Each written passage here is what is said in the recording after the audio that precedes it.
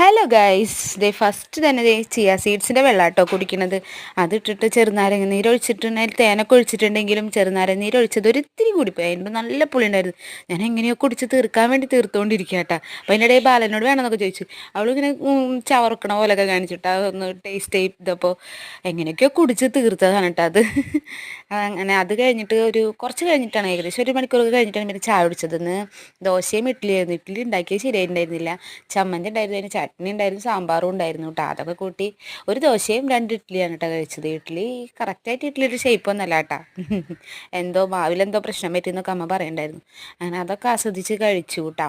എന്നിട്ട് ഉച്ചയ്ക്ക് ചോറുണ്ട്. ചോറിന് മീൻകറിയും പിന്നെ രാവിലത്തെ ആ സാമ്പാറൊക്കെ ആയിരുന്നു, അത് കഴിച്ചു. പിന്നെ ഈ സംഭവം കഴിച്ചു, നമ്മുടെ ചോക്കോ പൈയുടെ കേട്ടോ. ഓറഞ്ചിൻ്റെ ഫ്ലേവർ ഫസ്റ്റ് ടൈം കഴിക്കണം, നല്ല ടേസ്റ്റ് ഉണ്ടായിരുന്നു. അത് നൈറ്റത്തെ ചോറും ഉച്ചക്കലത്തെ കറിയൊക്കെ തന്നെയായിരുന്നു. ഇത്രയേ ഉള്ളൂ. Tata bye, see U.